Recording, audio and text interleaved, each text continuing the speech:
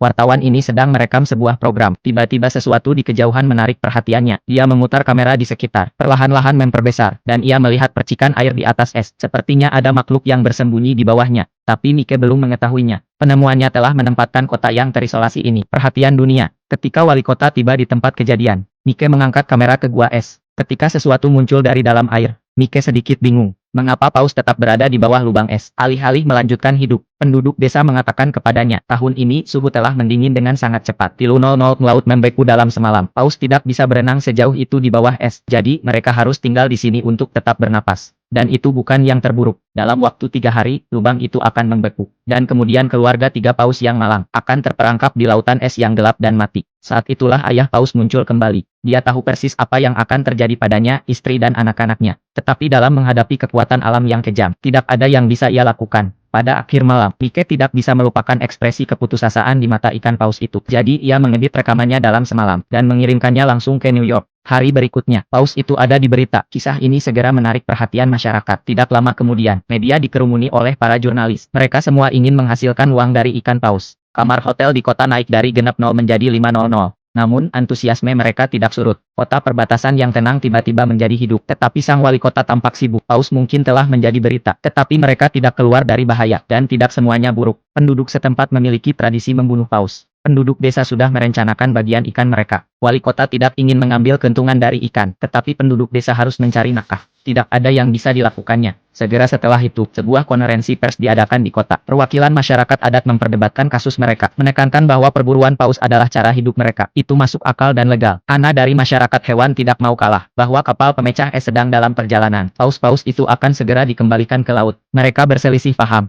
Untuk sementara waktu situasi terhenti. Tiba-tiba, semua orang di ruangan itu menoleh ke belakang. Wali kota berjalan ke pesta peluncuran. Apa yang terjadi selanjutnya? Apa yang terjadi selanjutnya di luar dugaan siapapun. Wali kota meyakinkan para delegasi dalam 5 menit. Mereka sepakat dalam keputusan mereka untuk membantu paus keluar dari perangkapnya. Sekarang Ana bingung. Ada begitu banyak kebisingan. Bagaimana mereka bisa berubah pikiran secara tiba-tiba? Tetapi ia akan segera mengetahui. Ini tidak sesederhana yang dia pikirkan. Pagi-pagi keesokan harinya, para pria dan wanita siap untuk berangkat ke es di mana paus-paus itu. Atas perintah wali kota, para penduduk desa telah mengangkut taksi mereka. Perjalanan 7 km untuk genap 0 per kepala. Lakukan apa yang Anda suka. Tapi, meskipun kota ini sedang ramai-ramainya, wali kota membawa anak buahnya ke atas es lebih awal. Mereka menggandakan ukuran lubang, agar paus dapat bernapas lebih baik. Menyaksikan paus dengan gembira muncul dari air, dan wajah ini mengisi senyuman kekanak-kanakan di atasnya. Bahkan ia tidak punya pilihan selain membiarkan penduduk setempat merampoknya. Untuk menjaga agar paus tetap hidup, dia harus menemukan cara untuk menghasilkan lebih banyak uang bagi semua orang. Dengan sekelompok besar orang yang datang, keluarga paus tampak keluar dari bahaya. Ana percaya bahwa begitu pemecah es tiba, paus akan dapat melarikan diri, tetapi masalah baru telah membunuh harapan paus untuk bertahan hidup.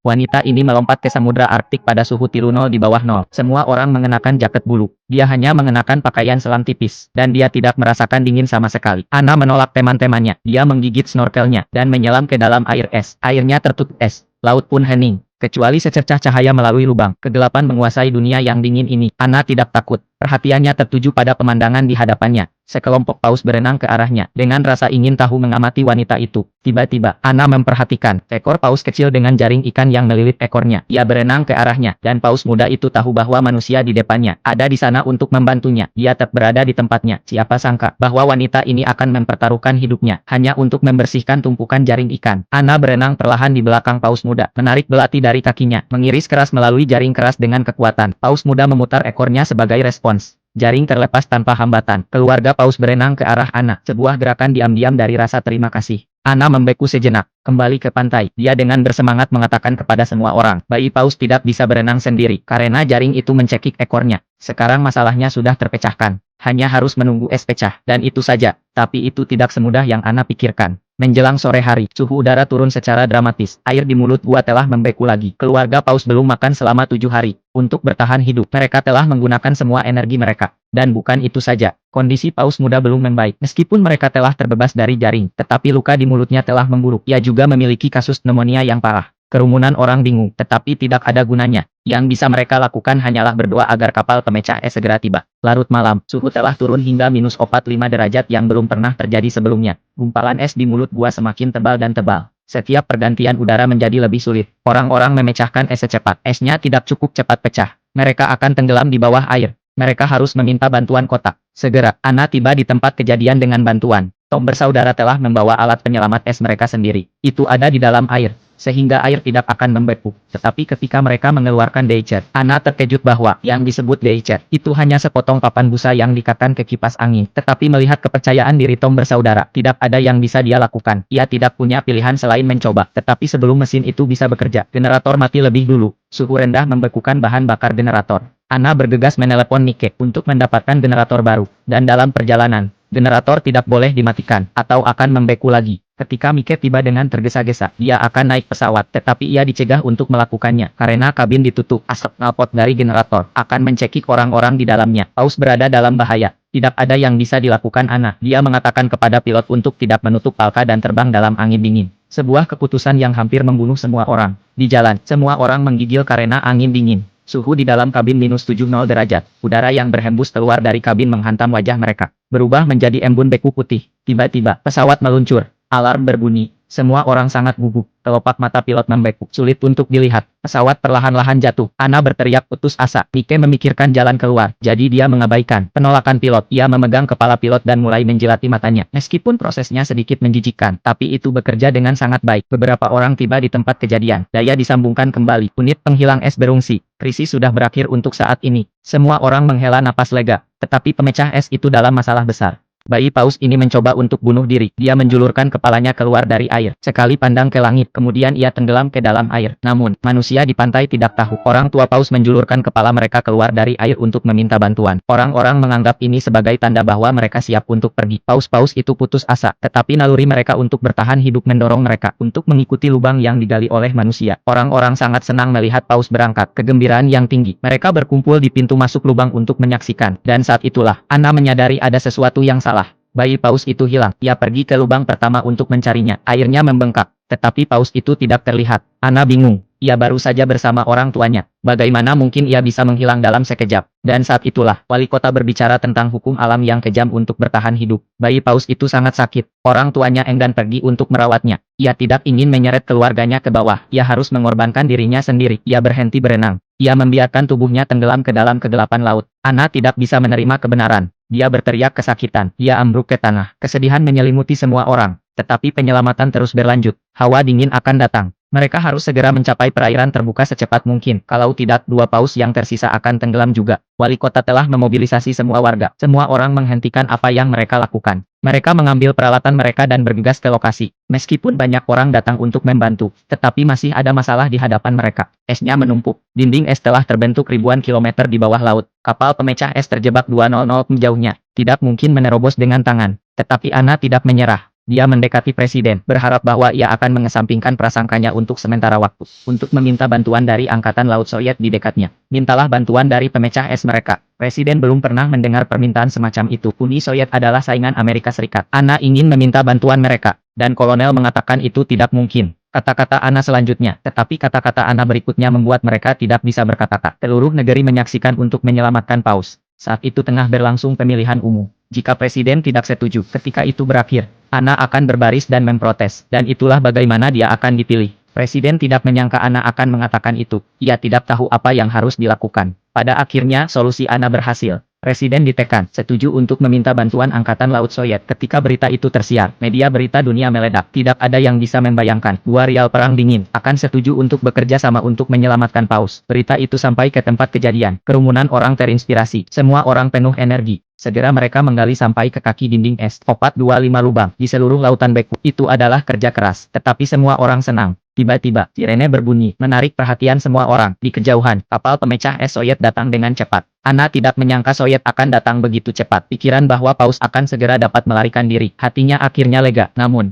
suasana di atas kapal pemecah es sangat berat. Dinding es itu lebih besar dari yang diperkirakan kapten. Tidak akan mudah untuk mencapai pintu keluar. Kapten memberikan perintah untuk memperlambat laju. Dengan ragu-ragu, ia mengarahkan ke arah dinding. Orang-orang di pantai menahan napas. Harapan yang tinggi, tetapi detik berikutnya kecepatannya terlalu lambat. Dinding es tidak bergerak sama sekali. Tetapi, saat kerumunan orang kecewa, suara kapten terdengar melalui radio. Kawan-kawan, kami hanya menguji air. Kita akan mempercepat. Menyingkirlah dari jalan. Segera setelah kata-kata itu diucapkan, pemecah es datang dengan kecepatan yang lebih cepat. Ia menghantam dinding. Sebuah retakan besar terjadi. Tetapi dinding es tidak pecah. Kapten tidak senang. Ia memerintahkan kapal pemecah es untuk melaju dengan kecepatan penuh. Entah pistol es akan menerobos, atau kapal akan hancur. Dalam sekejap, hati para pria itu terangkat. Pada titik ini, pemecah es meluncur ke depan, dan dinding es pecah menjadi lubang besar. Semangat juang para pejuang sangat mengejutkan. Ini bukan waktunya untuk bersukacita. Kerumunan orang bergegas ke dinding dan menunggu. Namun, 1 menit telah berlalu, 2 menit telah berlalu. Tetapi paus itu lambat untuk menampakkan dirinya. Tapi, tepat ketika semua orang berpikir mereka telah gagal, sesosok tubuh muncul dari kedalaman, dan langsung ke langit, menyaksikan 2 ekor paus saling berkejaran, berenang ke kejauhan. Semua orang merasa bahagia untuk mereka dari lubuk hati mereka yang terdalam. Pada saat ini, orang lupa akan perjuangan antara politik dan kepentingan, melupakan perpecahan antara bangsa dan ras. Dalam menghadapi mukjizat besar kehidupan, mereka bersorak bersama. Untuk waktu yang lama mereka tidak bisa berhenti.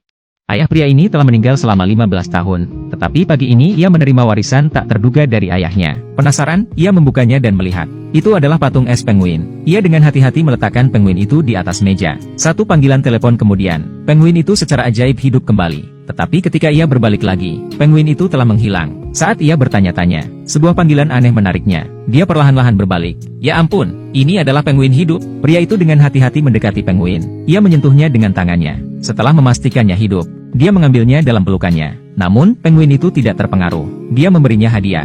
Pria itu tidak berdaya, tetapi ia tidak punya pilihan selain memasukkan penguin ke dalam bak mandi dengan es batu, dan bergegas pergi bekerja. Tetapi sedikit yang ia ketahui, ini bisa saja membunuhnya. Karena segera setelah pria itu pergi, penguin tidak bisa menahan kegembiraan dan kegembiraannya. Melompat dan melompat di bak mandi, dan bahkan mencoba terbang. Tetapi secara tidak sengaja menyalakan keran. Setelah beberapa saat, kolam air terisi. Penguin-penguin itu sangat bahagia. Bak mandi seperti samudra saat ini. Dia berenang di dalamnya. Di malam hari, Mike si pria pulang dari kerja. Ia hendak pergi ke toilet untuk memeriksa penguin itu. Dan ketika ia membuka pintu, berkat tangan Mike yang cepat, dia tidak tersapu oleh air. Tetapi hal itu hampir membunuhnya. Tetapi kemudian penguin itu memberinya hadiah lain. Mike tidak tahan lagi. Ia memutuskan untuk mengusir penguin itu. Ketika ia menghubungi banyak organisasi, dan tidak ada satupun dari mereka yang bisa mengambil penguin itu. Tidak ada yang bisa ia lakukan. Mike tidak punya pilihan selain melawan penguin sampai akhir yang pahit. Dan begitulah adanya. Mike dan penguin saling menatap satu sama lain. Malam telah berakhir. Keesokan paginya, jam alarm penguin membangunkan Mike. Mike tidak tahan lagi. Ia melemparkan penguin itu tepat di luar pintu. Penguin itu tampaknya telah melekat pada Mike. Ia tidak ingin pergi. Jadi Mike melemparkan air dari vas ke lantai, mengambil penguin. Selamat tinggal. Mike senang bisa menyingkirkan penguin itu. Tetapi ia dihentikan oleh seorang penjaga keamanan tepat saat ia keluar dari lift. Petugas keamanan yang baik hati membantu Mike menemukan penguin itu. Mike segera menyangkalnya. Tetapi semua buktinya ada di sana. Mike tidak punya pilihan selain membawa penguin itu pergi. Untuk menjaga rahasia penjaga keamanan, dia juga membayar petugas keamanan untuk tutup mulut. Itu adalah sebuah kerugian. Penguin itu tidak dikirim pergi dan dia kehilangan uang. Tetapi kemudian ada kejutan. Seekor penguin mematahkan hati Mike. Kemudian 5 lagi datang. Penguin baru tidak malu-malu. Beberapa datang mencari makanan mereka sendiri. Beberapa pergi untuk berendam di toilet terlebih dahulu. Kelompok penguin ini sangat pandai memecah rumah. Berhadapan dengan penguin-penguin ini, Mike mengalami kesulitan. Dan saat itulah, mantan istri Mike sedang berkunjung bersama anak-anaknya. Yang mengejutkan, anak-anak sangat menyukai penguin. Hal ini membuat anak-anak dan Mike semakin dekat. Sementara Mike menikmati momen kebahagiaan yang langka. Bel pintu berbunyi lagi. Kali ini adalah petugas pengawas hewan. Dia mengatakan kepada Mike bahwa dia bisa membawa penguin-penguin itu pergi. Tapi itu adalah kesempatan langka ketika Mike begitu bahagia dengan keluarganya. Ia tidak tega merusaknya. Jadi, ia meminta staf untuk kembali di lain hari. Putranya mendengar percakapan mereka. Ia membuat ayahnya bersumpah bahwa ia tidak akan pernah memberikan penguin-penguin itu. Mike harus setuju. Meskipun Mike tidak menyukai ruangan penguin. Tetapi kabar baiknya adalah, anak-anak secara sukarela datang kembali besok.